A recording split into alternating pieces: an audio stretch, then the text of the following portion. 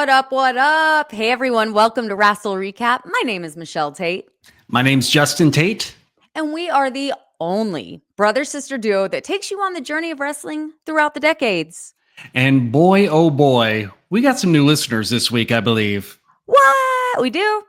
Yeah. Thank you to everybody who's joining us after watching the Fightful Awards. If you found out about us or Wrestle Recap on the Fightful Awards, here you are. Thanks for giving us a shot. We're going to have a lot of fun looking back at all the old pay-per-views in order: WCW, WWF, ECW, all the way up until we find some company called AEW. So it's going to be a lot of fun, and we're glad you're joining us. Yeah, but Justin, by the time we get to AEW, I think you and I might be on like Medicare or something. I think we're going to be kind of old at that point because we got a lot of pay-per-views to cover. Yes, by that point, John Moxley will have been AEW champion for about 20 years and uninterrupted. And the Young Bucks will be the Old Bucks. Old Bucks. I like that. Well, yeah, I'm okay with it. Yeah, well, getting off to kind of a little bit of a sad start as we record this just earlier today, we found out that Bob Uecker passed away.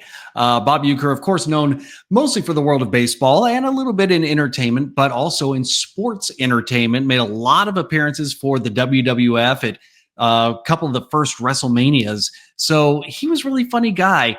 Good memories of Bob Uecker. Hate to hear that.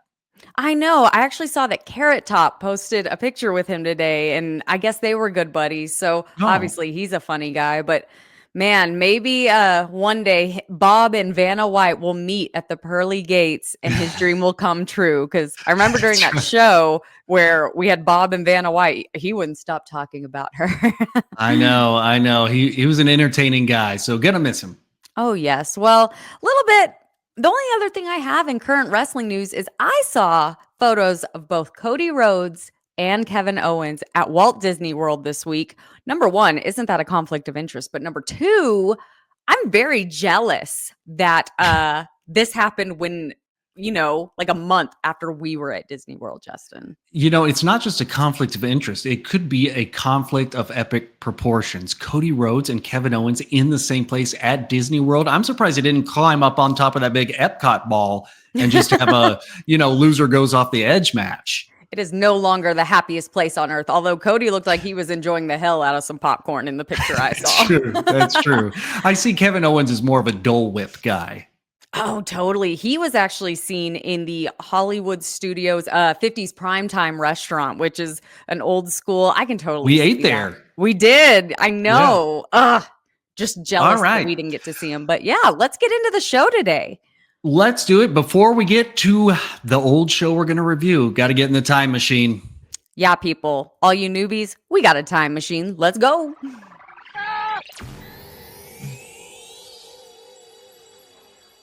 Ah, hell, we're in 1989. We are almost to the 90s, but not yet. Oh, thank goodness, because that's when Michelle comes around and then the world just goes insane. It's never the same again. So let's get into today's show. We are covering NWA WCW Starrcade 1989 Future Shock. For those of you who are new here, the very first pay-per-view we ever covered on Wrestle Recap was Starrcade 1983. So we've made a little bit of a journey here. This show took place on December 13th, 1989 from the Omni in Atlanta, Georgia, legendary venue. It was demolished in 1997, and the State Farm Arena was actually built in its place. Attendance for the show around 6,000. It does look pretty full on camera, so that's good. And our commentators for this show are Jim Ross, who's there throughout the entire thing, along with Jim Cornette and Terry Funk. So quite the motley crew on the call here today. And the number one song in the U.S. on this day, December 13th, 1989, We Didn't Start the Fire by Billy Joel.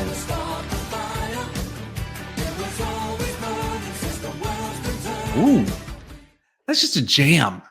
It really is. At first, when I saw like the title of the song, I was like, I don't know this song. Then as soon as I brought it up, I was like, oh, it's that one. Yeah. So give us a little bit of background on Starrcade 1989.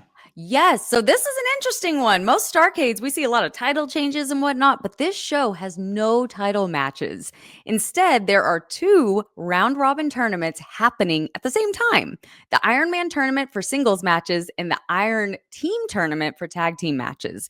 So, originally, the tag team tournament was supposed to include the Skyscrapers, but due to an injury suffered by Sid Vicious, they were replaced by the new Wild Samoans. So, Mm. pay attention. The tournaments have a point system: 20 points for a pinfall or submission win, 15 points for a countout win, 10 points for a DQ win, and 5 points for a time limit draw. And if you lose, you're going home with a big fat 0 for that match. Yes, and a lot of people might be kind of familiar with this concept. Of course, in AEW, the Continental Classic kind of has the same idea. If you're a fan of New Japan, they've been doing this point system for a long, long time, even before this pay-per-view ever aired. So it's kind of a fun way to do a tournament rather than a single elimination thing. Oh, yeah. But before we go any further, we have to be hit with some Wrestle stats. Wrestle wrestle stats. stats. Oh, yeah. And hey, you might have heard about those from the Fightful Awards, too. We've been going strong, going strong. Let's talk about the wrestle stats for this show. The average age of wrestlers on this pay-per-view, 30 years old. Now, the youngest, it's a tie between the Wild Samoans. Fatu and Samoan Savage are both 24 years old on this show. The oldest is Ric Flair at the age of 40. Which is kind of interesting because on these past shows, we've seen the oldest one being 44, 45, 46, but it's 40 on this show, and it's Ric Flair. Man, and I also feel like 40 is more like the median age in WWE today. Right. Yeah, exactly. The average age of all the wrestlers who we've covered on Wrestle Recap who are still living to this day is 69 years old. The youngest, Doug Gilbert, 55 years old right now. Damn. And the oldest is Mark Lewin, who is 87 years old. Now, if you look at all the wrestlers we've covered who have passed away, the average age of death among them, this is pretty sad, 60 years old. Not old at all. The youngest was Jay Youngblood at 30. The oldest was Lord Littlebrook at 87. Unbelievable. But here's the fun part, and this is the part we really like if you're new here. Out of the 206 wrestlers that we've covered on Wrestle Recap, 117 of them are still alive to this day for a percentage of 56.8%.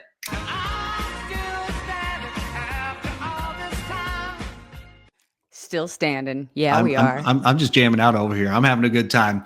So let's get into the beginning of this show. If you pull this show up on your Peacock machine, you know what we're talking about. In keeping with the whole Future Shock theme, we open on a computer-generated image of a computer. So, like, did it create itself? I don't know. Anyway, this computer is showing pixelated clips of the various wrestlers we're going to see on tonight's show.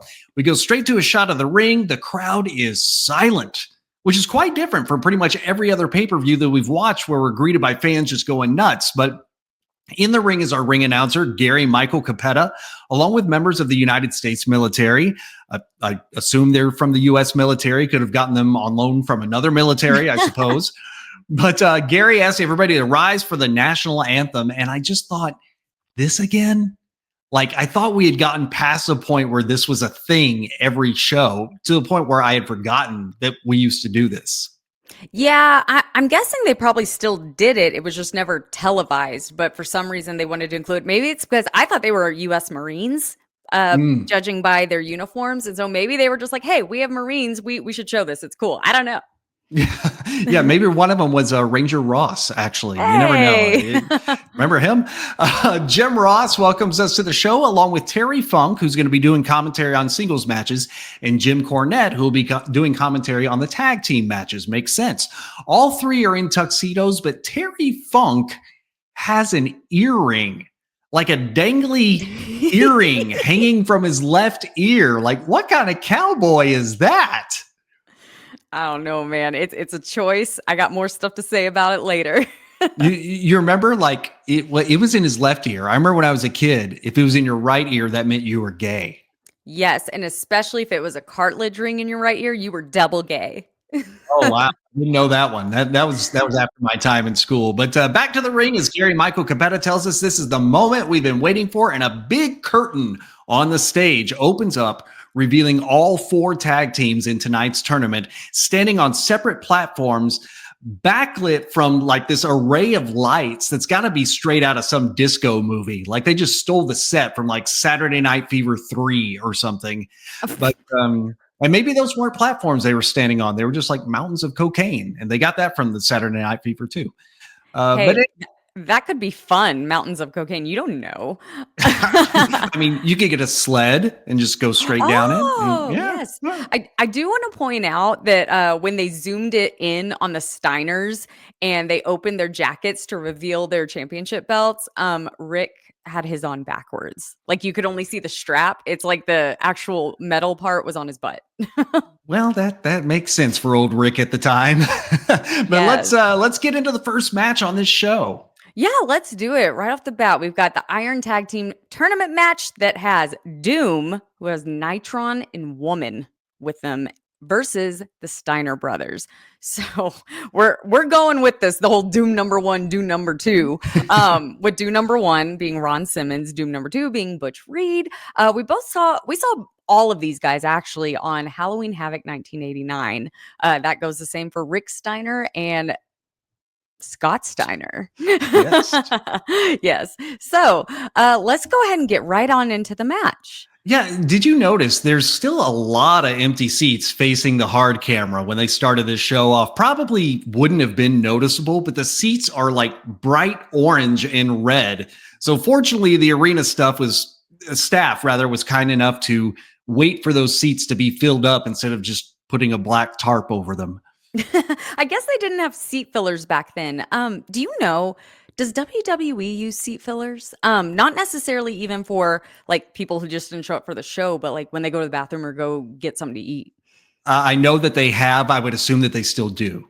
Okay, because I know they do at AEW. When we went to Double or Nothing, they came and like explained the process to us and stuff since we were on the hard cam side. Yeah. Yeah. So in the beginning of this show, Justin, the point system confused me. I didn't know what the hell a round robin was. Never heard that phrase in my life. Isn't that restaurant that they show the round robin? Yum. Yum. Bottomless fries. I love that place. but the thing, it happened to me, brother. The thing. The thing. Okay, so you know how I don't play board games. I don't play games because I cannot pay attention to the directions. Like as soon as someone starts talking and telling me how to play a game, it's like my brain gets jumbled and just shuts off. And so when you were explaining this point system, that's what happened. And I guess I just figured I'd figure it out as I watched the show. But when they're throwing all those numbers out at me, and I was like, I can't pay attention. I don't know. Well, the Steiner brothers have some wild patterns on their singlets. They kind of look like the carpet in an arcade.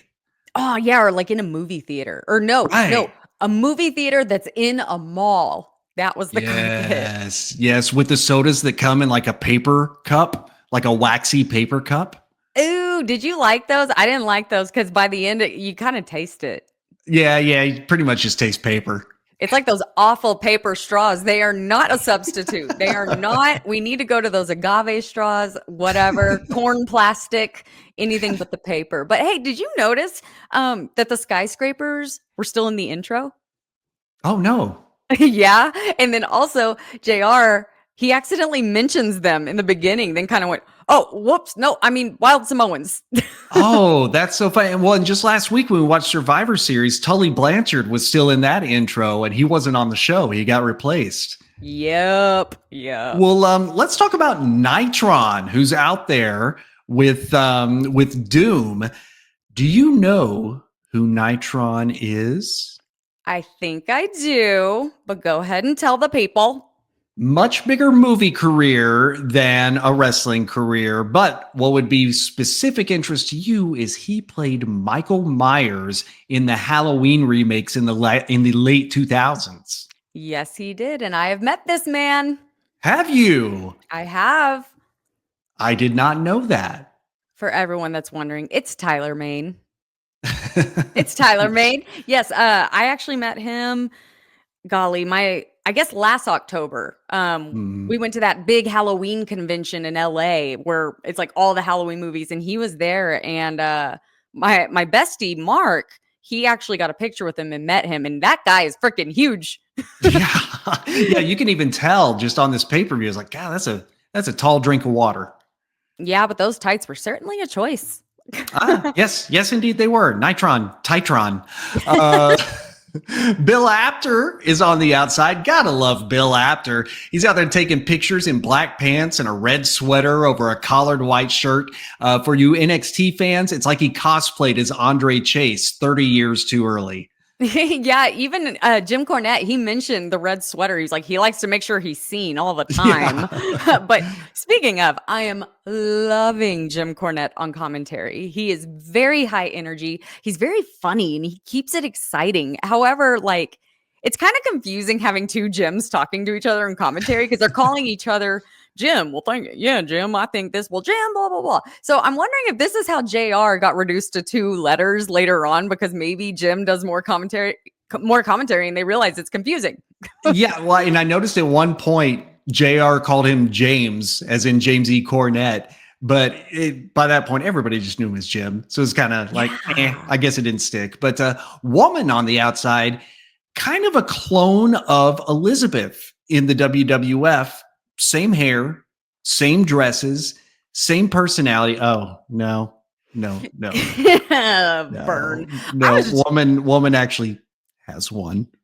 But. Hey, she's just an angrier version of Miss Elizabeth. But no, I was just thinking, I was like, we haven't seen Miss Elizabeth in a long time. Is she going to pop up at NWA WCW? Did she get replaced at WWF? Like, what happened?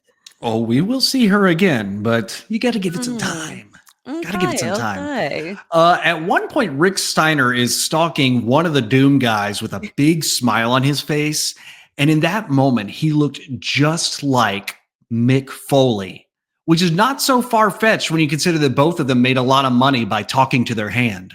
Hey-o, good one. No, I had a very similar thought, and I think it has to do kind of with the curly hair around the face too. Right. But no, I'd been thinking that too, so I'm glad you brought that up. Yeah, well, the match ends when everybody goes to the outside. The referee is counting everybody out, but Rick Steiner rolls into the ring at the last second for the win. The Steiner brothers win the match by countout, scoring 15 points in 12 minutes, 24 seconds. Yeah, and Rick is pretty smart for being this, quote, like, dumb guy. Like, maybe he's doing the R-Truth secret genius angle, because everyone knows R-Truth is just playing dumb. That's going to be such a great reveal one day. I hope it happens. I hope so too. And I kind of hope he's British. Like he's all of a sudden like very intelligent. That would be really funny. It would be. So there's really not a lot that goes on between the matches on the show, which I kind of prefer because up to this point, the in-between segments, it doesn't further a story. It's just the wrestlers being like, I'm going to win. No, I'm going to win. So I'm actually okay with not having much going on between the matches. Yeah. However, we do the four single participants who are Sting, Lex Luger, Ric Flair, and Great Muta are introduced one at a time as they are revealed by a very slow rising curtain. They would like try to draw out announcing their name as long as they could. But even then, by the time the name got out, we would only see like the bottom half of each wrestler as each curtain is rising so slowly. Michael Capetta's out there like, this is Sting. He's got to take a breath.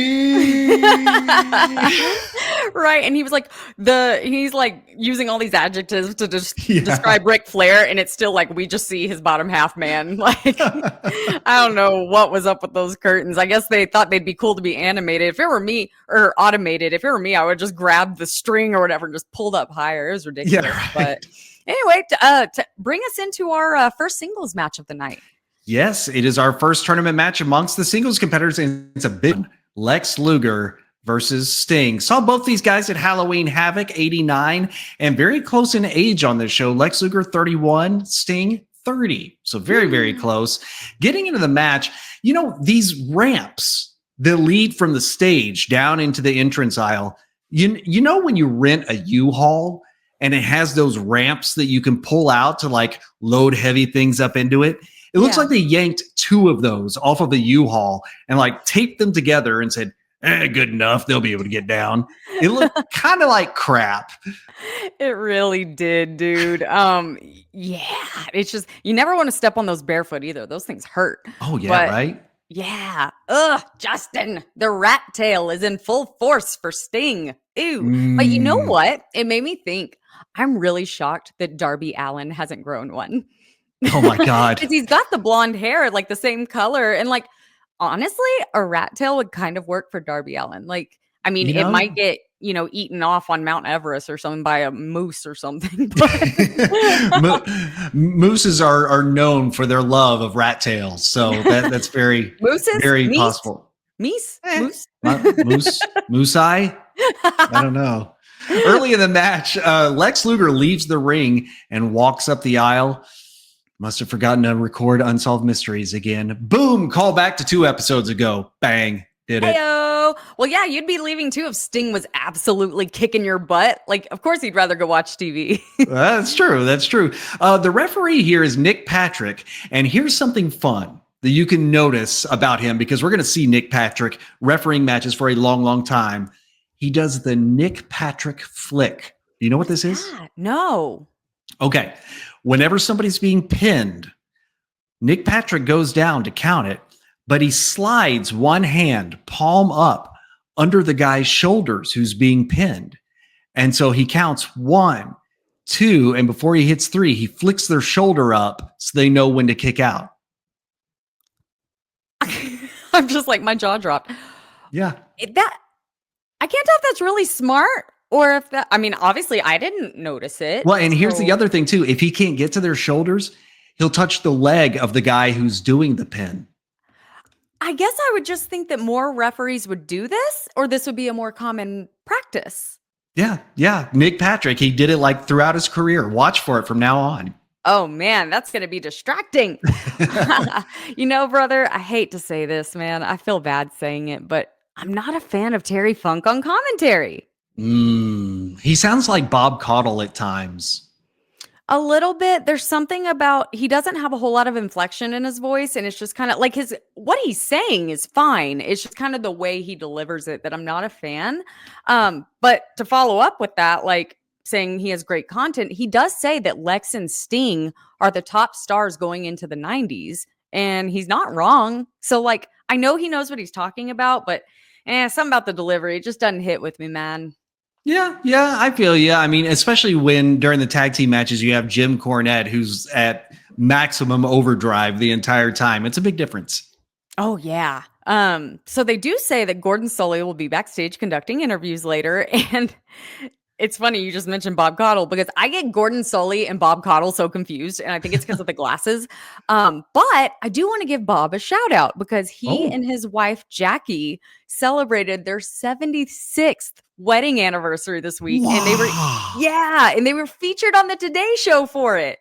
Holy How cool crap. Is that? That's got to be like getting close to some kind of record. Married for 76 years? Yeah, because think about it. I mean, if they were 20 when they got married, that would mean they're 96 now. And I don't think they're that old. So how old were they when they got married? Is someone fact checking this? I don't know. Lex Luger, sorry to say, he's got the lime green tights. And as you mentioned last week on Survivor Series, that means we might see the total package's little package. Oh, Lord. This, I legit put in my notes. Like, I think I put in my notes, wait, did this happen on WWF too? And then I put in quotes, was there a massive oversupply of neon green Lycra in 1989? Was this the only thing available? Because it is the prime color to show off your junk, and everyone likes to use it. Maybe that's why everyone's using it. They want to show that off. I will make note of that for my only farts. That's dumb. Yeah. Now, a question here, and I know that we forgive a lot as wrestling fans. You know, we forgive logic gaps, that sort of thing. How is a reverse atomic drop legal? Like a kick square to the nuts, not legal. That's a DQ. But dropping them square on your knee, totally fine. I mean, I'm convinced it was just an attempt to somehow remove Lex Luger's massive wedgie. Oh my gosh, I don't know how he was wrestling with that thing. I mean, you got to cover up, Lex. Come on, there's children and women here. Kind of sloppy finish on this one with both guys tumbling from the apron over the ropes and into the ring, and then Lex gets the pinfall while holding the ropes for quote leverage. Another thing that we forgive as wrestling fans. Yeah, which that was kind of garbage. And maybe this is part of the Nick flick or whatever. But Nick was literally laying on the ground with his head to the canvas and he like lifted his head 2 inches. Or if he would have lifted his head like 2 inches, he would have seen Lex grabbing onto the rope. So is that part of his thing? Does he lay on the canvas to do the pin count? Or I think when he needs to not notice that Lex is grabbing the ropes with his foot and his hand, yes. Got it. Okay. Lex Luger wins the match and earns 20 points in about 11 and a half minutes. Now, oddly, this is the second match in a row where the winner's theme music doesn't play. And theme music is going to be inconsistent throughout the night here. Sometimes there's entrance music, sometimes there isn't. But that doesn't matter because, Michelle, we have a woman in front of the scoreboard. Oh, I'm so excited. I need confetti. I need streamers. This is fantastic. Not since the days of Susan at the Wrestling Classic have we seen a beautiful woman putting stenciled numbers on a half-ass board. And this is now a show worth watching. Susan, we miss you. Reach out. No. No, I won't reach out to your podcast. I don't know. Is that a radio show? You listen to it on your computer? That's cute. All right, let's get into the tag team tournament moves on. Yeah, so Doom, man, they got to go right back to back. So we've got Doom with, of course, Tyler Mane and Woman versus the Road Warriors with Paul Ellering. Now, we last saw the Road Warriors at Halloween Havoc 1989, and we last saw Doom about 5 minutes ago. Yes. So now, wait a minute. This is Doom versus the Legion of Doom. So which is more doomful? Doomy. No, I actually thought that. Like, it was confusing because when they announced the Legion of Doom, I was like, wait, is that what Doom's being called now? Or is that still Road Warriors? Right, yeah. Yeah. Well, I realized during this match that I need Jim Cornette and Jesse Ventura on commentary together. Like, can you imagine? Oh my God. That would be like, nobody would watch the match. You could turn the video off and just listen. Absolutely. Maybe if you call the wrestling hotline, that's what you'll get. I don't know. Yeah, right. I got to tell you something about that later. Anyway, go on. Oh gosh. Okay. Well, Jim Cornette asked Jim Ross, "Is that scoreboard girl your daughter? I heard you calling her baby." And I was like, "Oh, called out." Hey, did you hear what Jim Ross said about Tammy Sitch this week? No, I saw like a thing, but it was on like a Facebook page that I didn't like put a whole lot of credibility to, so I didn't read it. So apparently, I don't know if this is on his podcast or what, but he said that at one point in the past, Tammy Sitch tried to live with Jim Ross, and in exchange for living there for free, she would cook for him and clean for him and take care of him in bed. What? That's what he said, apparently. When? Like how was this like 5 years ago? Because I might believe it then. I don't know. I have no idea. But pretty wild. Pretty wild. That is wild. I mean, maybe she thought JR was a safer bet than like Vince. I mean, I'd go for JR over Vince. I mean, yeah. Wow, that's crazy. Well, Jim Cornette says whichever Doom whichever Doom starts the match, that should be Doom number 1.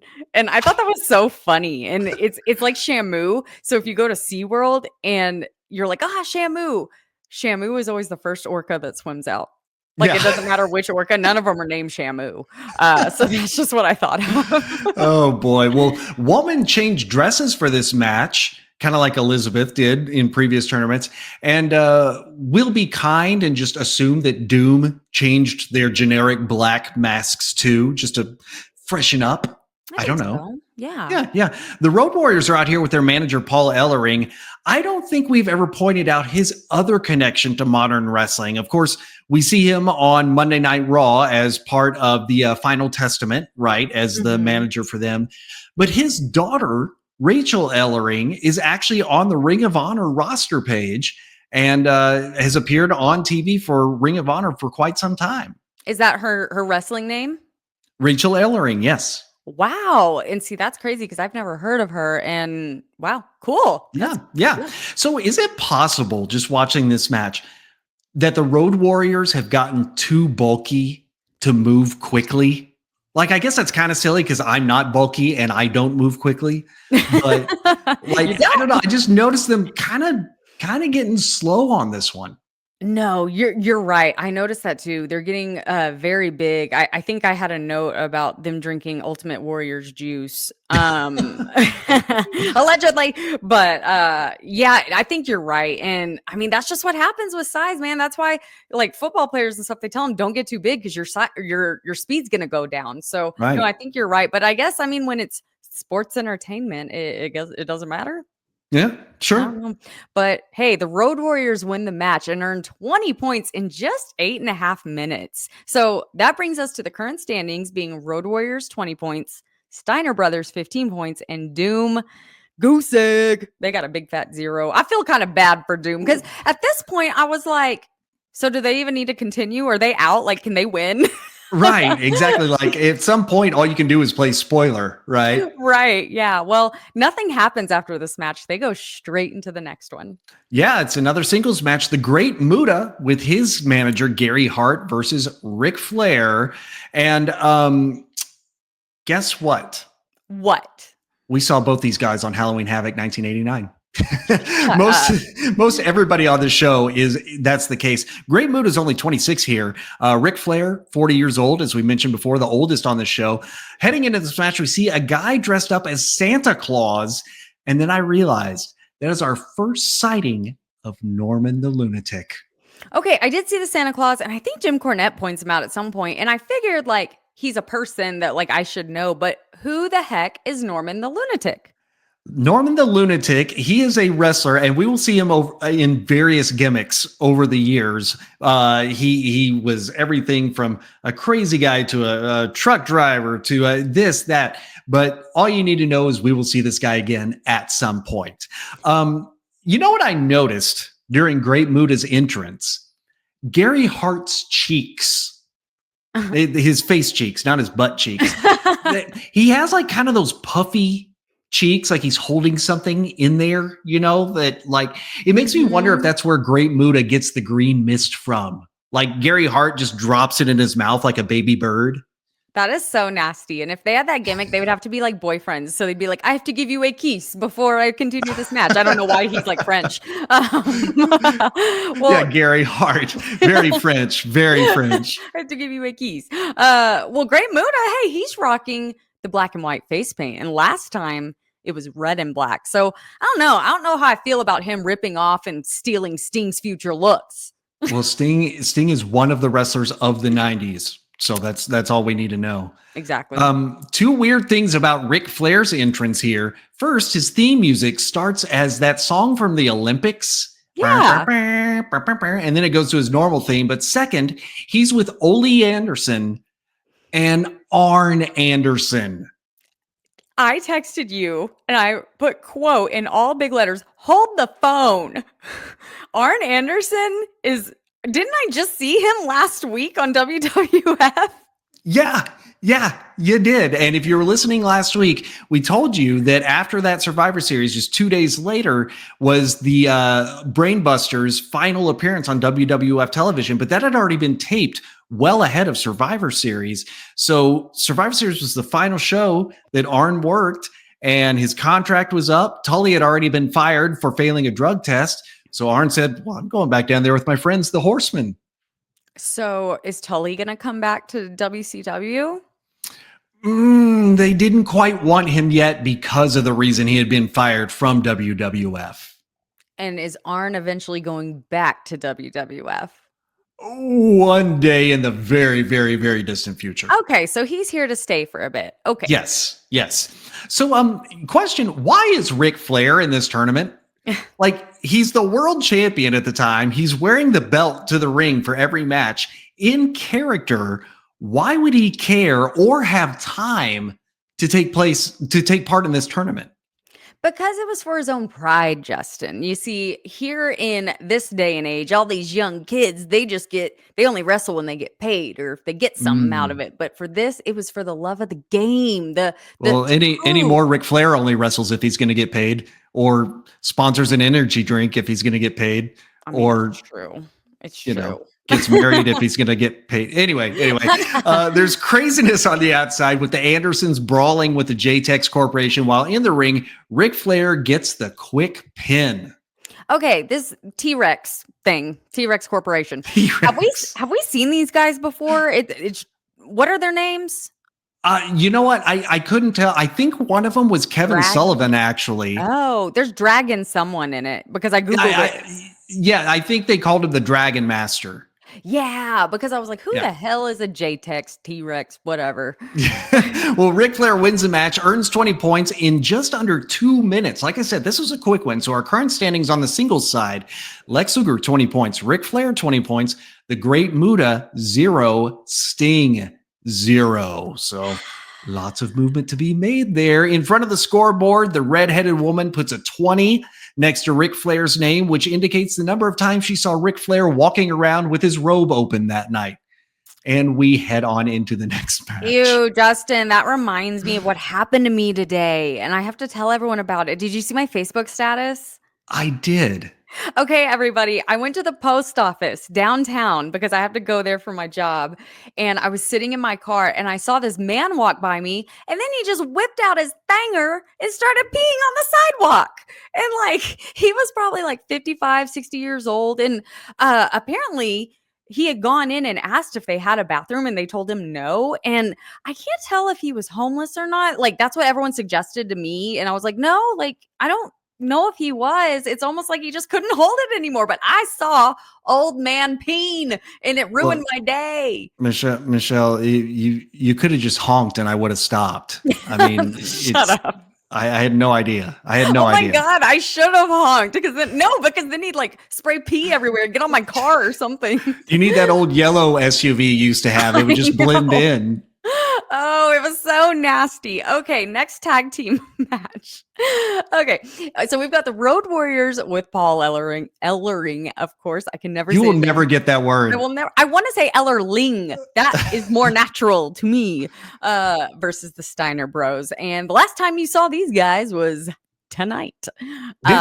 That's a fun one. That's fun to say.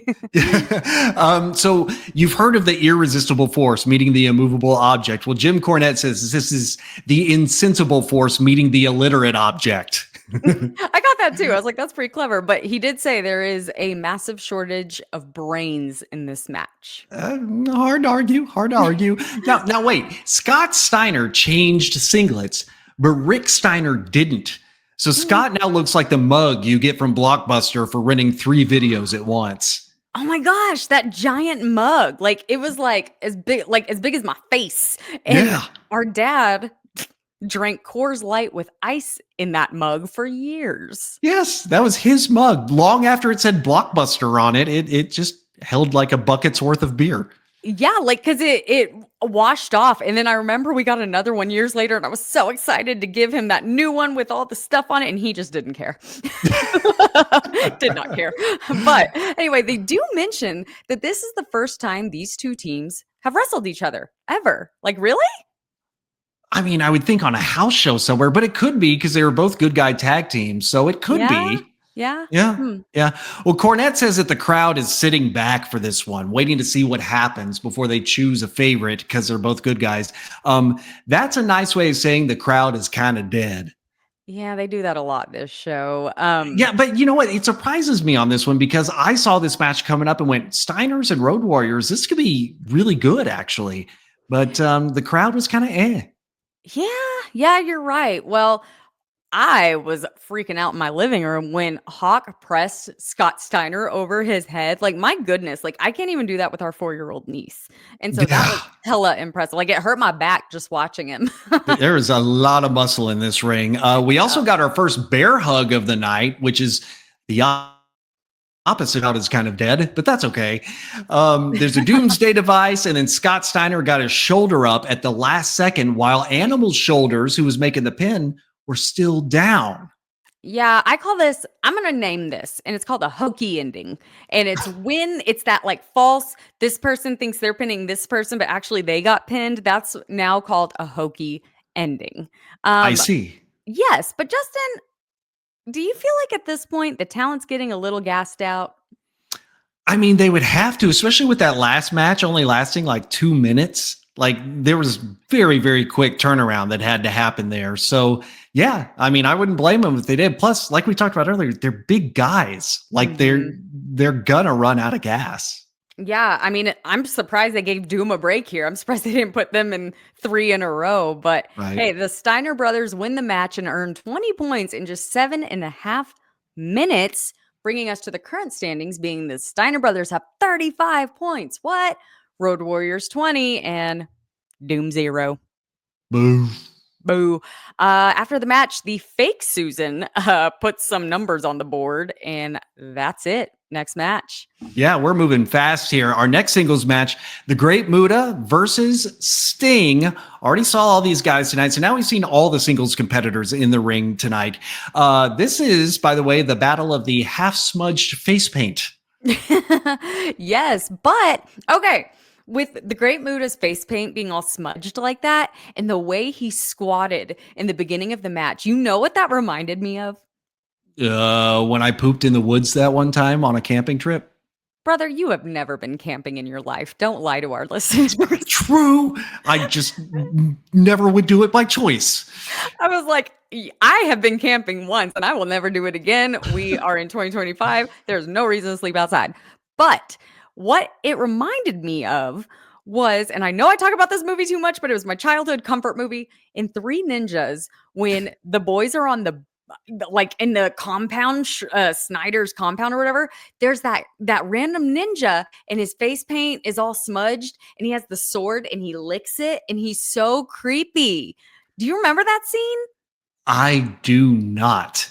How do you not remember? It was so scary. I have not watched Three Ninjas in probably 30 years, 25, if I'm being kind. Brother, you need to log into my Amazon because I have it purchased and I watch it like every 3 months. It's my comfort movie. Why are you laughing at me? I have all three of them. I will try to get around to watching that at some point. It will it will get you in the feels, I promise. Okay, fine. Okay. Muta starts the match by blowing his mist up into the air. I wonder, is it like a special ability on a video game? Like, does it have to charge back up before he can push square and use it again? No, you pick up a green bottle and that's how you replenish it. And you can even eat it with your Yoshi and then you have it. I see. I try to eat everything with my Yoshi. How bored is this crowd? Like, there's a kid sitting in the front row, slumped down into his seat while Sting is in the ring, the one all the kids love. And that's kind of the problem with these one-night tournaments, even if it's round robin, single elimination, whatever.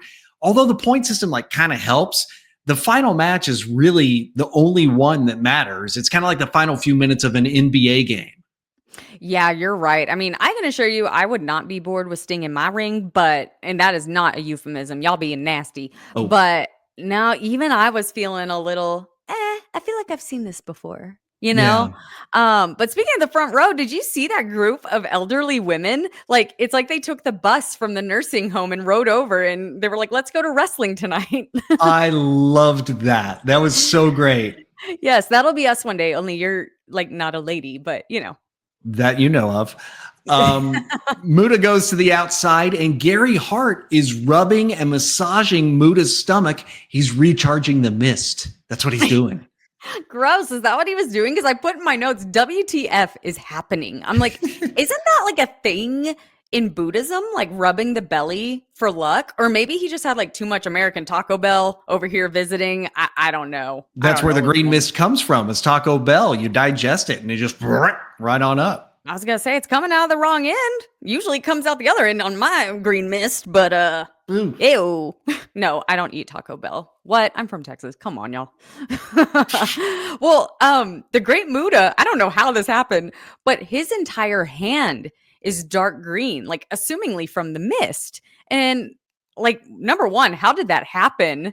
But it reminded me of Clark in Vegas Vacation when his whole hand is blue and he keeps giving random excuses. Like, he's like, oh, my pen burst. And he's like, oh, it's a birthmark, even though it's like on his sleeve. That's totally what it reminded me of. So I guess, does he palm the mist? Like, why was his whole hand green?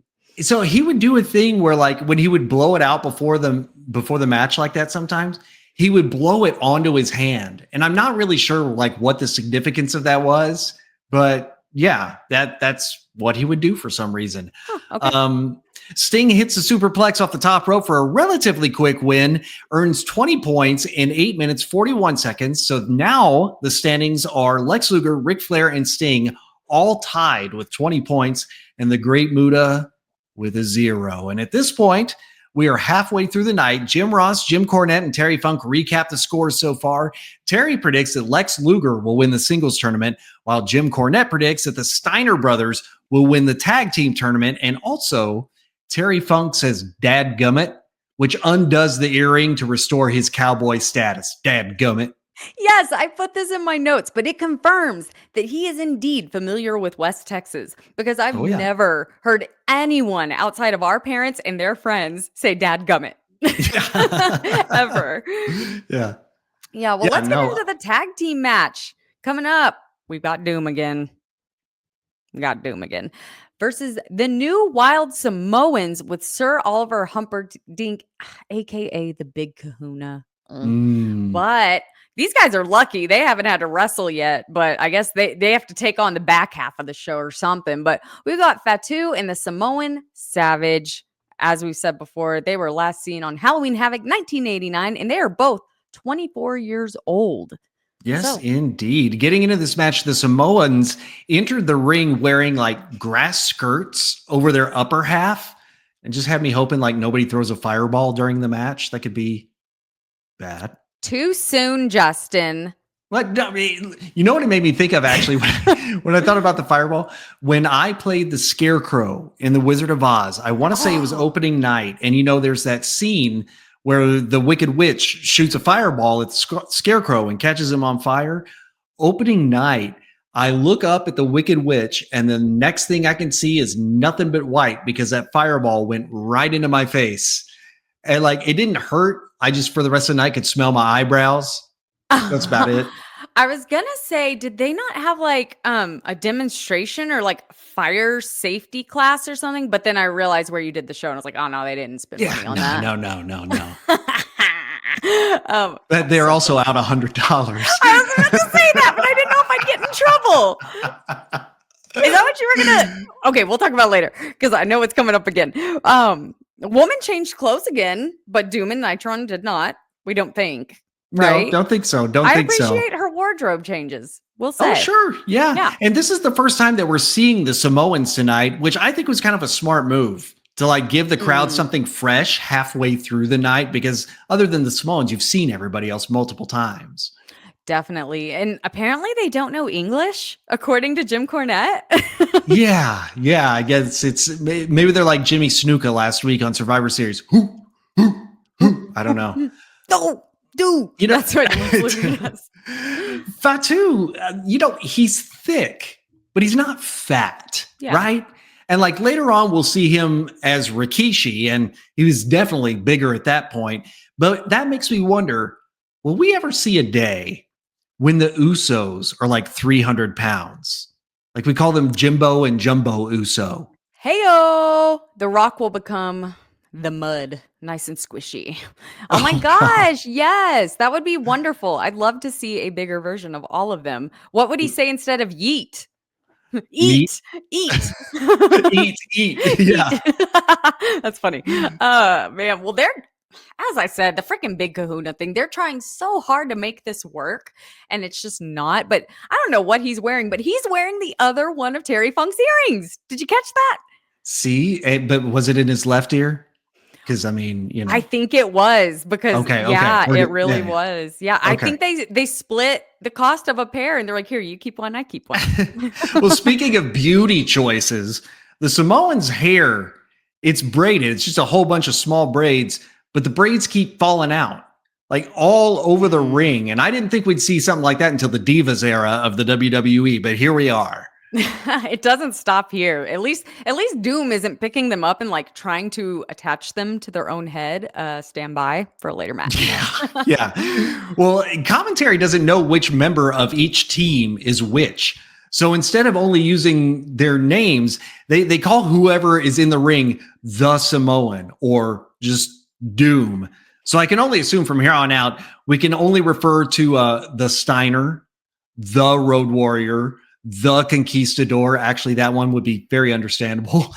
But it was weird. Like, just learn their freaking names. I mean, with Doom, I can kind of understand it because they are wearing masks that cover most of their face. So Yeah. I don't know. In the quickness of the match, maybe it would be kind of hard to tell. But yeah. Conquistadors, I miss them. They were fun. They were like a one and done. Like, I kind of miss them. But the Wild Samoans win the match, earn 20 points in 8 minutes and 22 seconds. So that brings the current standings to Steiner Brothers at 35, Road Warriors at 20, Wild Samoans at 20, and man, Doom still at 0. I'd be pissed if I were Doom. Ow, she wrestled 3 times. You got nothing to show for it? Come on. And now they really can't win anything, right? Like, can they just quit? No, I mean, I don't think there's anything worthwhile for them anymore. No. Well, Jim says that woman is hot, as in pissed. Yes. He says that there's steam coming off of her. And then there's this super modern looking Papa John's commercial, which I didn't even know Papa John's existed in 1989 or, oh, wait, right. Peacock. To the next match. Yeah, that happens. Yeah. Yeah. Well, another tournament match for the singles competitors, Lex Luger versus Ric Flair. Hey, Lex changed into purple trunks. Hey. And I wonder if anybody in the back thought about switching Lex Luger in woman's bags since they both had multiple outfits. Lex like coming out there in an evening gown, all hair all teased up. Not sure if I just disgusted myself or turned myself on. Oh, he'd look beautiful, especially with that meaty butt. Oh, it looked good in that dress. Well, there's a man in a tuxedo holding a sign in the crowd, and it says, "Today and every day, Flair and NWA improve some way." Is that a fortune cookie? Yeah, what is that? Did it have lottery numbers on the back? What was this? I feel like he was told to hold that sign. That or signs/fans were just way more intelligent back then. I don't understand. There's another sign out there, and it says, "This 80s decade, Flair does prove best." Like, were these made by some early version of Chat GBT or what?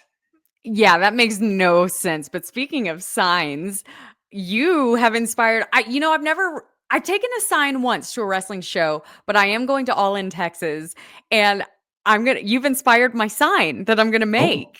Oh. I am going, and I'm not even going to hold it up when cameras are rolling. It's for in between when Justin Roberts talks to everybody. He'll look at signs and talk to people. I'm going to take a printout of his face from when he was on the Jerry Springer show and blow it up and put it on a sign and say, "Tell us the story." Because I want to know, because Justin sent me a clip of Justin Roberts on Jerry Springer like a week ago, because I love Jerry and we were talking about the new documentary, and I want to hear the story from Justin Roberts. So that's what I'm going to do. but he has to say it in his announcer voice the entire time. We don't have that kind of time. Yeah, it's true. That's true. Well, someone on commentary, I don't remember who it was, said something about the 15,000 people watching. And I was like, are they including at home buys, or because there are not 15,000 people here? That was weird. And I've seen a couple different attendance numbers floating around out there. So it could be that they just said 15,000 to make it sound bigger Of Mhm. course, that's been a thing for years for wrestling shows to do that. So that could be it. The blonde woman who's taking the wrestler's entrance gear shows off Lex Luger's championship belt, but she's holding it upside down right into No. the camera with a big smile on her face. Ha, hey, hey, hey. But then when I typed that note, this is funny, into my phone, it auto corrected blonde woman to blind woman, which fits so much better in this case. It made me so happy. It does that. I've typed blonde before too, and it changes to blind. And I'm like, no, stop Yeah. it. I Yeah. think it's weird that Apple assumes that we talk about blind people more than blonde people. Right. That's funny. Well, hey, Lex no selling the chops from Flair. That was kind of epic. I'm just saying, it was kind of cool. But then his bumps, they were so good. And like, Yeah. let me tell you, I'm an expert bumper. After this week, Justin and I attended this hoppin' birthday party for a 4-year-old, our Oh, niece, yeah. at Little Gym, which is like a little gym, go figure. And Justin was teaching me how to bump. And it's hard, and I hurt. Yeah. Yeah. It's not for those of us who are over the age of 30. No, and it's hard, like to make yourself do it, like to jump back. It's hard. Yeah. Yeah. Well, the little old ladies in the front row love them some Lex Luger. Oh, they are all fawning over Lex Luger. So what that means is that Flair gets the young 20-something-year-old women, and Lex is trying to count carbs at Luby's. Luby's. Oh my gosh. Okay, what is your favorite item from Luby's? Like it can be something simple. I asked this on my other podcast, Boo You Whore. I asked Mark, and I loved his answer, and I might even steal it for this. It was the roast beef. Really? Yeah, yeah, the roast beef. Put a little bit of like Heinz 57 or A1 on it. Oh man. Oh man. Ah, that's a good one. I did like their macaroni, but Chick-fil-A macaroni tastes just like Luby's macaroni, Really? FYI. I Yes, don't think I've ever gotten macaroni at Chick-fil-A. I hadn't either until I think it was either our sister or our mom told me, like, "It tastes like Luby's, go get it," and I did, and it does. But my Huh. favorite was that little green square by the Jell-O. I don't even know what it was. It was like Oh, yeah. yeah. It was like that mystery dessert. It was next to the cube Jell-O because for years I got the blue cube Jell-O, but yeah, it was that green square and it had like pineapple in it, and I Yeah. hadn't thought of that in years. And Mark mentioned it, and I was like, yes, the green square. It's like they grabbed like some old pennies that had all that green stuff on them and just scraped them off and put it into a square. It tasted better than that. I still no idea what that stuff was called. Yeah, no clue. Hey, if we ever get a mattress or a pillow sponsor on this podcast, I'm telling people that the pillows are filled with Ric Flair's hair from Starrcade 1989 because damn, that stuff was floofy. It was so floofy. I loved it. It looked like my dogs after they get groomed. Oh, that's a good shout. Good shout. Lex Luger, though, reaching Hulk Hogan levels of tan. Yeah. Like Terry Funk could make cowboy boots out of Lex's skin. Yeah, that's true. You're not What? wrong. I'm just so concerned for their skin health. I really am. Yeah, well, they do end up with different issues later in life. I don't know if their skin was one of them, but plug for the WCW hotline here. Phone number no longer active, so don't try to call 1-900-909-9900. Well, dang, I was hoping you'd illegally call it and cost a local place of business $150. Okay, tell me, what were you going to say about that? Here's what I was going to say about this. So I was researching to see if that phone number was still in service. Okay. Mhm. Probably not. It doesn't look like it is. But in my searching, I found that the website prowrestlingtees.com has a t-shirt that says 1-900-909-9900. Really? Yeah. Yeah. It- I kind of love it. Yeah, that's really cool. So, for all of you that are new, you need to go back and listen. I don't even remember what episode that was, but long story short, when Justin was a kid, he called the wrestling hotline from a place of business. And then later, the place of business confronted everyone saying, "Who called this number and spent $150?" And he did not speak of it for 30 plus years until our episode the other day. I didn't know about it our mom didn't know about it. Like, no one. And so, I don't even remember where I was going. Oh, I remember. I told one of our friends about it, about what happened. And, she doesn't listen to the wrestling podcast. She's not into wrestling or anything. But she said, I've always heard about that and how they removed the phone from the hallway down there because of someone who was calling 900 numbers. She's like, but it was more of an urban legend. Like, no one ever knew who did it. And she's like, so that was your brother? And I was like, yes, apparently you're famous, Justin. You're an urban legend. Isn't that funny? They removed the phone from down there because, back in the 90s, that phone, kids would use it to call their parents to come pick them up when they were done. Because it was at Midland Community Theater, everybody. Oh my God. They were rehearsing. And so they took the phone away because of Justin. All right, I got to move. I got to go into witness protection. I gotta do something. Guys, it's been nice. Enjoy Wrestle Recap with your host, Michelle Tate. Find her on Twitter. I'm not on Twitter anymore. I'm shutting it all down. They're going to come for you. Don't tell Interpol. I got to go. I gotta go. The best part is that it was a nonprofit that you cost that money. And that was a lot of money in the 90s. Boy. Well, the match ends in a draw because Ric Flair has Lex in the figure 4 when the time runs out. They both get 5 points. Here's the current standings. Lex Luger 25, Ric Flair 25, Sting 20, Great Muta 0, and Justin negative $100. Let's head straight on into the next match. That was dumb, the time limit draw. That made me mad. And I feel like if I were there, I would have been annoyed by it too. But they did assign it a point number, so I knew it was going to happen at some point, True.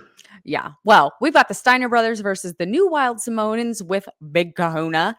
We already saw them all tonight, but yeah, let's just get right into the match. It's starting to get hard to comment on these matches because we've seen so many variations of it already. Yeah, each Steiner on their way to the ring grabs a kid out of the crowd and then sits them in chairs ringside holding the Steiners' tag team titles. Jim Cornette says that they needed a manager who was on their reading level. So, like, who were they? Because you always tell me, like, oh, you know who that was? So let me guess. It's Randy Orton and AJ Styles. Oh, you know what? You were so close. It's actually Randy Savage and AJ Lee in a time machine, and they went back. Yeah. Oh, wow. Well, hey, John Cena was there too. You just couldn't see him. Whoa. Hey-oh, wham. Yeah. Michelle Tater on Twitter, everybody. JR doesn't hold back either, though, on the insults. He says that Rick Steiner is like peanut brittle. He's half nuts. Okay, so you're going to laugh at that, but not at my John Cena joke? Okay. Yeah. You got it right. You got it exactly right. Scott Steiner changed singlets again. Rick did not. But now I just have to wonder if, like, Rick was supposed to bring multiple sets of gear, but just forgot. And Scott was like, well, screw you, man. I'm still changing. I spent money on this stuff. I don't know. I think it's a character choice. I think it goes along with him being dumb, just being like, oh, I don't care. I'm just here to wrestle, not to look pretty or something. I don't know. Maybe. Could be. There are more braids flying out of the Samoans' heads. And as I mentioned earlier, Rick promptly picks them up and starts sticking it like to his headgear. Maybe he is half nuts. Heyo! Then Jim Cornette relates the braids falling out to the scalping at Little Bighorn. I was like, bro, this is getting a little too intelligent here. What? Yeah, we're on a wrestling show, Jim. We're on a wrestling show. Speaking of the braids, the Samoans go to the outside and they like huddle up and then they pull the old switcheroo.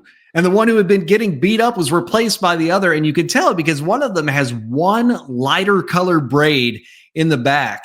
It's like the lady at the hair salon was like, I done run out. So I got blonde. You want blonde? Hey, that hair is expensive as hell. Like, is it? I get it. Oh, yeah. But okay. So if this is the case, we really can't get mad at commentary calling them the Samoans. If we're like, oh, wait, you haven't even. Go ahead and say what we're talking about.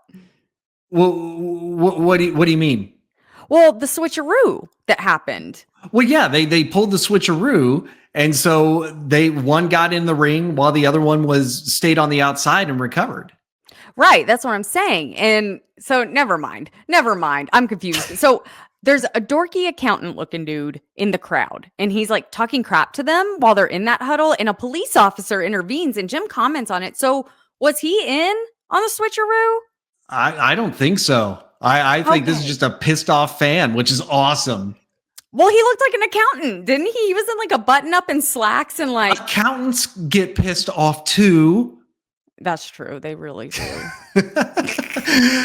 So it finally happened. We're here. It finally happened after years of pay-per-views where we've heard that throwing somebody over the top rope in the NWA was a disqualification, but never seeing it actually happen. Scott Steiner throws one of the Samoans over the top rope. The Steiners are disqualified. Now, did the referee see it happen? No. But Oliver Humperdinck told the ref that it happened. So the ref was just like, he has an on his face. Ring the bell. And the match is over. Yeah, that was dumb because number one, since when do refs just believe managers? Like, they didn't see it, but believe a manager? Hello, that would determine like every match ever. But also, I feel like the person who is being thrown over should be the one disqualified because they obviously got themselves in that situation. Yeah, like they might as well just bring a gymnastic vault into the ring and just right over the top. Well, as you said, the Wild Samoans win the match via disqualification and earn 10 points in 14 minutes and 5 seconds. So that brings the current standings to Steiner Bros 35, Wild Samoans 30, Road Warriors 20, and Doom, just go home. You had 0. More number cards added to the scoreboard by the lady with the red afro. And next match we go. That rhymes. Yep, another singles match with the Great Muta versus Lex Luger. Now, at this point in the night, Great Muta barely has any face paint left.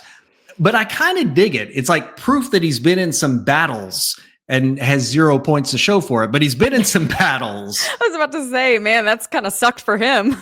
Yeah. And Lex has changed into red trunks, and he's like limping down the U-Haul ramp like he'd actually been moving furniture all day long. It kind of fit, actually. Yeah. But or maybe he just pulled something while he was changing his trunks. He was like putting them on too fast, and then when he did, he yelled, "No! No." Well, dang, I feel like I've already seen him wrestle like 12 times tonight. The limp is real. He tired. Heck yeah, he's been working. Yeah, well, Terry Funk, he points out that both of these guys are heels and the crowd doesn't like either one. So another clever way of covering up the lack of crowd noise, which I kind of get at this point. It's not as exciting when you've seen, your favorite wrestler comes out and you're so excited. But then when you see him come out for a third time, you're like, okay, I'm happy to see him, but I'm not going to show it. Yeah, exactly. It's not worth standing up for. Yeah. When Lex is in a submission hold at one point, referee Nick Patrick gets down there to check on him, but he uses his full name. He's like, "Come on, Lex Luger, what do you say?" Which is just weird. Like, was he afraid that Luger might get confused about which Lex the ref was talking to? Like, "Come on, Lex, the little girl from Jurassic Park, what do you say?" Yes. And then if the ref leaves the ring, Lex can just be like, "He left us. He left us." And then shake some jello on a spoon or something. I don't know. Yeah. And then Great Muta has that green shit from Luby's on a spoon next to him. Yeah. Lex goes for the torture rack, but drops the Great Muta, who sprays the green mist in Luger's face. Where the hell did he get the mist from? Like, legitimately, I never saw him reach into a pocket. I never saw him get it from somebody. Like, bravo, Muta. That was smooth. The only thing I think is he held it in his mouth the entire time. But like, he may have. I think he did, but like, how do you not breathe from your mouth when you're doing like physical activity? I don't know. How do you not swallow it on it or like take bumps with all of that? Yeah. But hey, maybe he did get baby birded by Gary Hart off camera and we just didn't see it. It could be. I'm just saying it's a very real possibility. Lex Luger wins the match via disqualification because of the mist, earning 10 points in 11 minutes. Current standings, Lex Luger in the lead with 35 points. Ric Flair has 25. Sting has 20. Great Muta, 0. So post-match, Great Muta, after spraying that mist in Lex Luger's face, he just walks up the aisle, kind of like Bob Barker walking away from beating up Happy Gilmore. "Now you've had enough. bitch. He just has this attitude like, whatever. Well, I mean, maybe after this show, he should name himself Not So Great Muda. I mean, if Oh, he's 0 ouch. points, I know. Ooh, that was so Ouch. mean. Why did I say it? He's going to come get you. No, because him and Sting are still besties, and I'm besties with Sting, so it's okay. Okay. Yeah. Actually, that's not my wrestling best friend. My wrestling best friend is Baron Corbin, aka Tom. Okay. Well, tell him I said hi. I will. Okay. So next we've got the Road Warriors and the new Wild Samoans. That's fun. So yeah, let's get into the match. Yeah, I love how Jim Cornette explained the different outcomes to this match, like how the points could be affected. Road Warriors must win via pinfall or submission in order to win the tournament. Okay. Yeah. The Samoans can win the match by any means and they'll win the tournament. But if it's a draw, the Samoans will have to face the Steiners in what Jim Cornette calls a wrestle off, otherwise known as a match. But it's like important because it's like the match for all the marbles. It is. There are a lot of marbles. There are. Well, the crowd seems done at this point. Like, and even commentary seems kind of done. Like Jim Cornette isn't making jokes anymore. Like he's not even trying. Yeah. So, you know, there's not a lot to talk about in this match. So I'm going to bring it up. Where the hell is Paul Heyman? Where is he? I tried to Google it. He didn't get fired. Like, yeah, I don't know. I don't know what they had him doing at this time. I don't know. I mean, he's not gone. We definitely see him again. So I don't know what he was doing at this time. Interesting question. Ugh, bugging me. Yeah. So who has it harder at this point in the night? Okay. The Samoans, who have been in every tag team match in the second half of the show, or the Road Warriors, who haven't had a match in like an hour or so at this point? Okay. I think the Road Warriors have it worse. Not even just because they're so big and bulky, but like when you do all of that and then you rest, it's like soreness is starting to kick in. Body's going into sleepy mode versus the Wild Samoans who their heart rate stays up and keeps going. So yeah, I think it's tougher on the Road Warriors. Don't you think? I agree. Yeah, it's got to be tough because your body starts to tighten up and everything. Yeah. And yeah, it's got to be a lot. Well, amid the chaos, Hawk comes off the top with a crossbody for the pin. Yep, the Road Warriors win the match and earn 20 points, which makes them win the tournament in 5 minutes and 18 seconds. So the final standings are the Road Warriors at the tip top with 40 points. Steiner Brothers, you were 5 points off. You were 1 draw off. 35 points. The Wild Samoans, 30 points. And golly, Doom. So sad for you. 0. Not your night. Woman is going to be pissed. I would be pissed too if who I'm representing couldn't get 1 freaking point. And Nitron just went all Michael Myers on the world. So yeah, he did. And I'm not gonna lie, I didn't love the Rob Zombie remakes, but Tyler Mane was cool. So, but anyway, the Steiners do come out and congratulate the Road Warriors. Thought that was nice, but then I was like, they're probably just trying to remind them that they're still the tag team champions and that winning this tournament ultimately means absolutely nothing for the Road Warriors.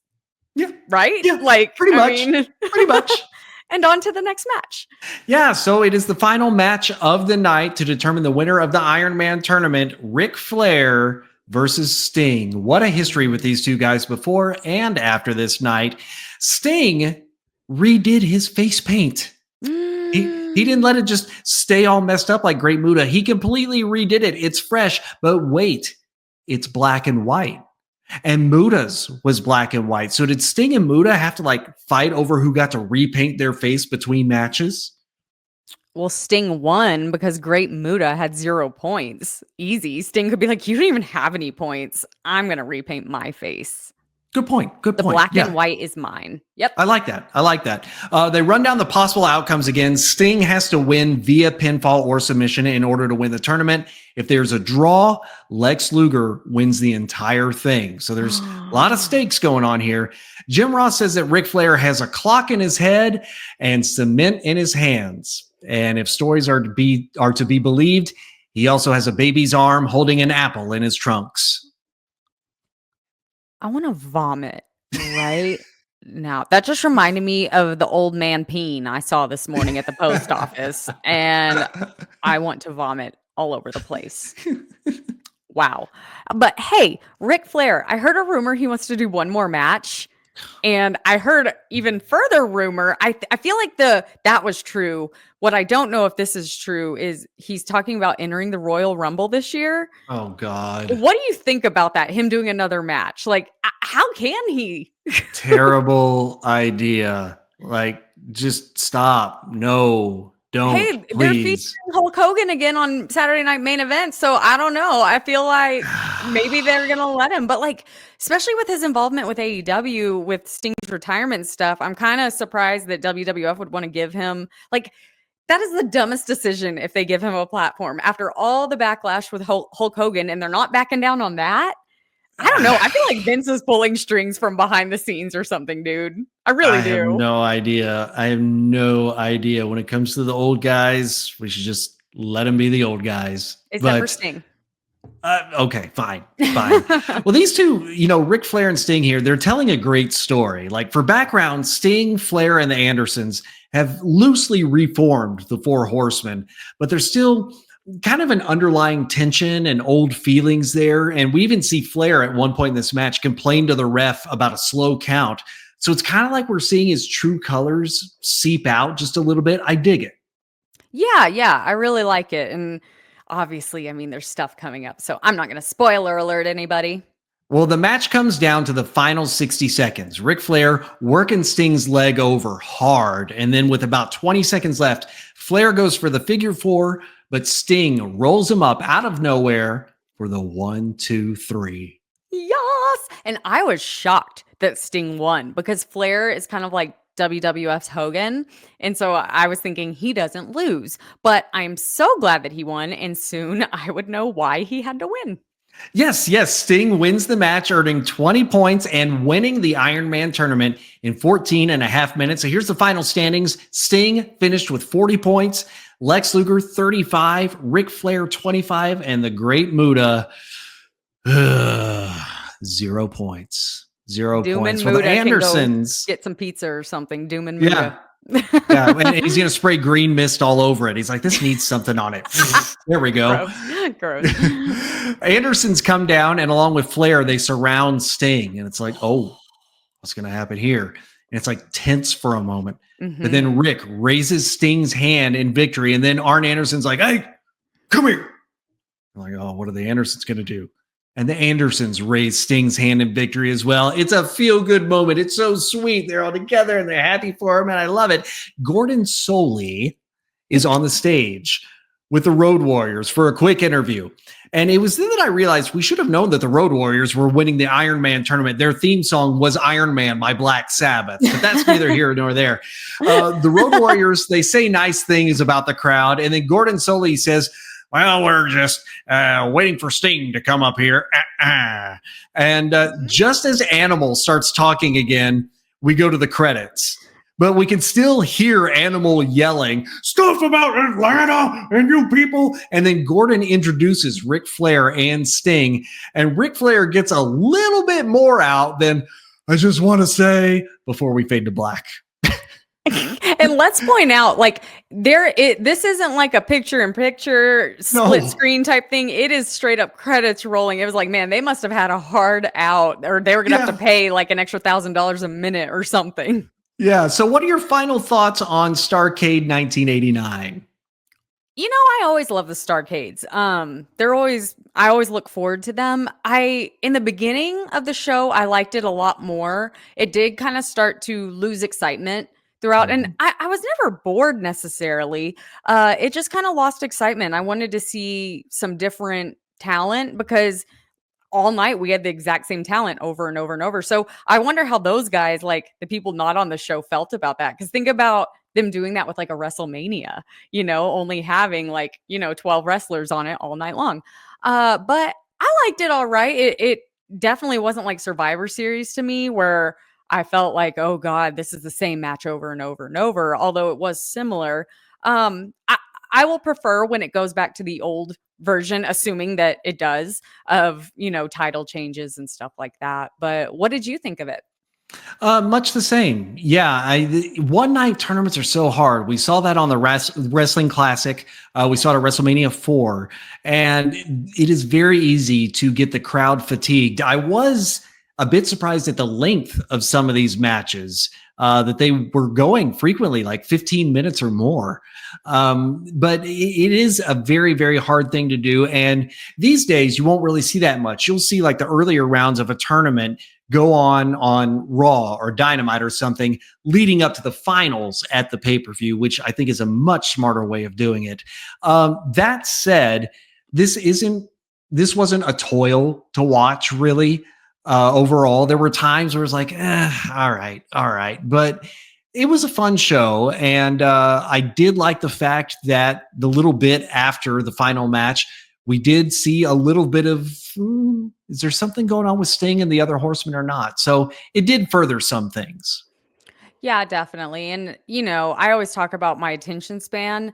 I thought all the matches were pretty quick. We didn't have any 30-minute matches or anything. So, especially in the beginning of the show, I was like, I am loving this. It is fast paced. I like it. But yeah, I mean, a tournament's always good every once in a while. But it's just so crazy to me looking back at, we do these shows all the time. And it's like, everything that they learned over time, which we can see it so clearly in 2025.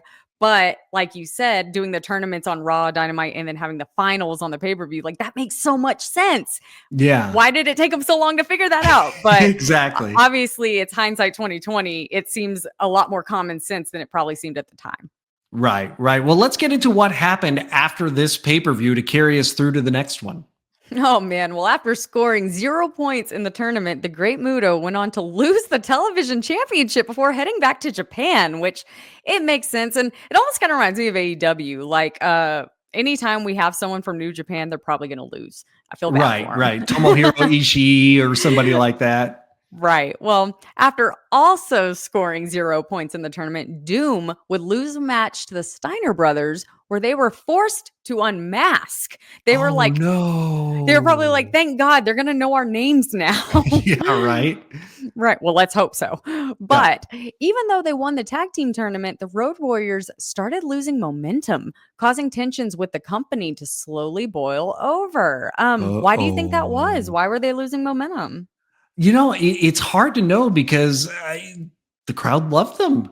And so, but sometimes if you're just not booked to do anything that cool, there's less to love, Yeah, I get that. Well, Sting, Ric Flair, and the Andersons reformed the Four Horsemen. Woo! Hey, that was a Ric Flair noise. I didn't even mean to do that. That's cool. Against the wishes of the rest of the Horsemen, Sting accepted the match and was promptly kicked out of the group. He accepted a match with who? With Ric Flair, because he won the tournament. He got a title match, and they were all trying to say, you don't really want to do this. But Sting said, yeah, I kind of do. Dang. Wow. Well, however, the same night, Sting tried to attack Ric Flair and tore his own patella tendon, which put him out of action for 5 months. Oh, that's what he gets for trying to attack Ric Flair. And it's weird because that sounds so like storyline. Right.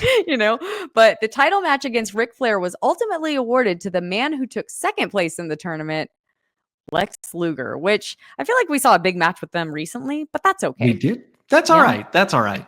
But we got to talk some more. Wrestle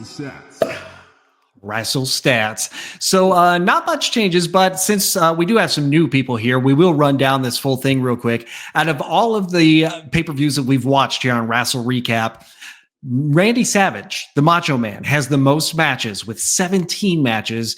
On the women's side, it's Leilani Kai with 3 matches. We have not seen a women's match in about 2 years worth of Wrestle Recap shows. The most wins, also Randy Savage with 12 wins. The most women's wins, well, it's a tie with 2.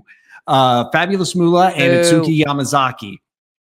So that's kind of most losses, Greg Valentine, Honky Tonk Man, and Tito Santana all tied for 8 losses, while Leilani Kai has 3 for the women. Rematches, that percentage actually increased this week. Out of the 228 matches we've watched on Wrestle Recap, now 12 of them have been rematches. That's 5.26%. And we can now claim a new match that has been seen more than any of the matches that we've seen on Wrestle Recap. Lex Luger versus Ric Flair, we have now seen 3 times on pay-per-view. So that one's interesting. And title matches, there were none on this show. So that percentage is going to go down. Only 74 out of 228 matches for about 32.46%. If you dig these stats and stats like those, head on over to WrestleStats. You heard it on the Fightful Awards, and you need to check it out on Twitter, on Threads, on Blue Sky, all of them at WrestleStats for daily stats for your favorite shows on AEW, WWE, ROH, and TNA. And if you get done with the stats and you still want to talk to somebody online, talk to Michelle. Yeah. Okay. So if you want to talk to Justin or myself, tweet, go on Blue Sky, whatever, to at Wrestle Recap. So you never know who you're going to get there. Not going to lie, if it's early in the morning, you're probably going to get Justin. And if it's after like 8 p.m., it's going to be me because Justin's in bed. But if you just want to talk to me, you can reach out to me on Twitter at Michelle Tater. We can talk wrestling. We can talk about all the secrets behind Ghost Hunters. If you want to talk, yeah, that's right. I was on Ghost Hunters, which is crazy because 12 years ago today, I had my premiere on Ghost Hunters Academy. Justin pointed that out. That is so weird. How did I get old? That is so weird. But anyway, brother, what are we talking about next week? Brother. Well, next week is going to be an interesting one because the original pay-per-view for next week was not just a wrestling pay-per-view. It was a movie and then a wrestling pay-per-view. As a matter of fact, it was called WWF No Holds Barred, the movie, The Match. This is a 1-match pay-per-view that followed one of the worst movies ever made. This will be our shortest episode in Wrestle Recap history. But Justin, can we add 3 Ninjas? Can we review that too? No.